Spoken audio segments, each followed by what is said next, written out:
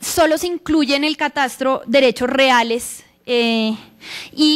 o sea, no la posesión, no la tenencia, etcétera, y propietarios nominales, o sea, en ningún caso la información tiene en cuenta la posibilidad de testaferrato, solo son los propietarios formales de la tierra y solo los propietarios y no los poseedores, y hay mucha ambigüedad y precariedad de los derechos sobre las tierras, o sea, la información que se tiene sobre derechos, como mostraba esta mañana el profesor Barberi, pues es muy precaria. En general, la mayoría, digamos, un gran porcentaje de los desplazados que han declarado tener tierras las tenían a título de posesión o al menos de una propiedad informal, no de propiedad enteramente registrada. Pero además, y paro con esta perplejidad, está el fenómeno de legalización masiva de tierras que muchos de ustedes conocen y que también se ha mencionado varias veces, y que tiene que ver directamente con las falencias de información y con la precariedad de derechos. Estos dos problemas han facilitado mucho que los actores armados no solo ocupen de hecho, sino que logren apropiarse de derecho de las posesiones, digamos, que han obtenido a la fuerza, a través de operaciones muy sofisticadas jurídicas, no solo el testaferrato, sino falsa tradición, venta de cosa ajena y otras cosas técnicas, digamos, que han requerido de muy buenos abogados para apoyarlos. Y entonces esto obstaculiza, digamos, no solo obstaculiza la restitución de tierras, pero es que obstaculiza incluso poder perseguir esas tierras o poder protegerlas porque no se sabe de quién son, ni si los propietarios son de buena fe o no lo son. Y para poder saberlo tendría uno que deshacer cadenas muy sofisticadas de testaferrato. Entonces, el riesgo de la perspectiva de la restitución que el profesor Reyes mencionaba en la intervención pasada, pues es que un proyecto consensuado, ambicioso, con muchos mecanismos sofisticados, etcétera, acabe, digamos, teniendo una pura ineficacia instrumental, o sea, no pudiendo aplicarse por todos los obstáculos que enfrenta. Y eso, digamos, lo único que serviría sería para darle la estocada final a la legalización de las tierras desposeídas, porque si se hace un proceso de restitución, pues ya queda clarísimo, digamos, que lo que no se restituyó es porque es bien habido, y entonces ya, digamos, ni para qué hablar del problema de pérdida de tierras. E incluso esto daría para preguntarse si este consenso reciente sobre la restitución, digamos, no es una estrategia, digamos, de defensa del statu quo, dado, digamos, los nuevos estándares jurídicos que presionan e impiden, digamos, que los defensores del statu quo pues puedan seguir diciendo que no puede haber nada sobre tierras, sino utilizan esto que da una muy buena imagen internacional, pero luego, digamos, le apuestan a la ineficacia instrumental. Bien, las otras perplejidades, y con esto le paso la palabra al profesor Uprimni,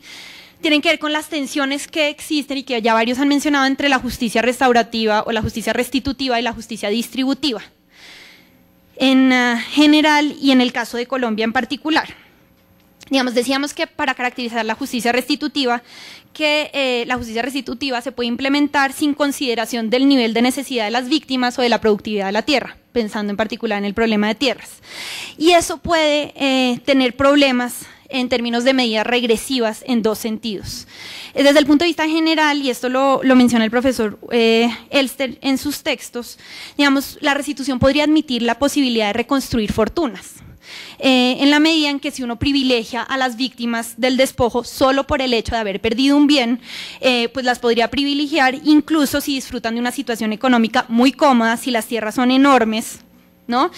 Sin límite para ello, y por ende, digamos, las podría privilegiar incluso si muchos otros sectores de la sociedad quedarían deprivados por cuenta de esa restitución. Y hay casos, digamos, que han mostrado los efectos regresivos que puede tener la restitución. Uno de ellos, por ejemplo, es la República Checa, en donde se privilegió a los pequeños a los propietarios que tenían, digamos, propiedades antes del régimen comunista. Y eso fue muy criticado por las medidas los efectos regresivos que eso tenía. Digamos, ese problema pues no se presentaría en Colombia por la dramática situación de las víctimas, que en la mayoría de los casos están en una situación socioeconómica, digamos, muy grave, en muchos casos más graves que la población más pobre del país, pero digamos, analíticamente hablando, es una posibilidad que permite la restitución o el enfoque restitutivo. Ahora, en Colombia sí hay un problema real que también permite este enfoque, que es que la restitución permite devolver a las víctimas a una situación de miseria o de precariedad material. Entonces, como mencionaba el profesor Reyes, y como lo muestran cifras de la Comisión de Seguimiento también, digamos, si las víctimas de desplazamiento forzado eran personas que ya sufrían de carencias materiales muy grandes, pues pensar en restituirlas puede ser restituirlas a una situación, digamos, que no es óptima, ni siquiera cercano a lo deseable en términos de justicia distributiva. Y eso es problemático, digamos, no solo en términos de la justicia distributiva intrínseca, sino también en términos de efectos instrumentales, porque si las condiciones de exclusión de estas personas fueron las que permitieron que ellas fueran, digamos, el objetivo militar más claro por su precariedad en derechos o por,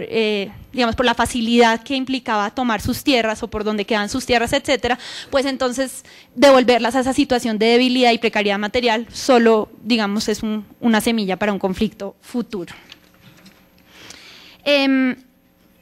Entonces, bueno, ya le paso la palabra al profesor Uprimni con este término. Digamos, la restitución tiene enormes problemas por lo que mencionamos, o enormes perplejidades, pero también tiene unas potencialidades enormes en un contexto como el colombiano en particular, y acá nos vamos a restringir a la discusión del caso colombiano. En primer lugar, porque la restitución parece ofrecer una perspectiva alternativa para destrabar la discusión tradicional sobre reforma agraria en el país. O sea, por primera vez en muchos años se está volviendo a hablar de tierras en el país y yo creo que eso es un avance muy interesante. Y la no discusión de tierras tenía que ver con las resistencias a cualquier intento de reforma agraria por parte de las élites y también a la radicalización que eso había generado de que solo, digamos, hay distribución muy radical o no hay nada, ¿verdad? Entonces yo creo que la restitución basada en unos estándares jurídicos alternativos está permitiendo que se hable otra vez del tema de tierras y se hable desde una perspectiva distinta que puede generar, digamos, resultados interesantes. Y esos resultados son particularmente interesantes por el contexto colombiano y por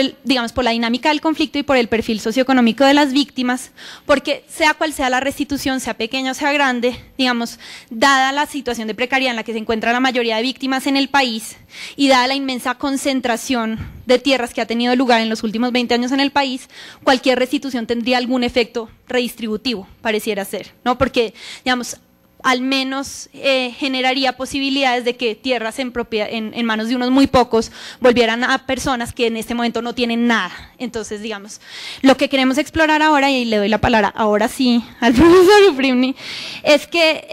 digamos, pensar si digamos, la restitución solo puede tener esos potenciales distributivos o si se puede pensar, o si hay maneras creativas de pensar en una restitución que tenga potenciales de transformación democrática más amplios.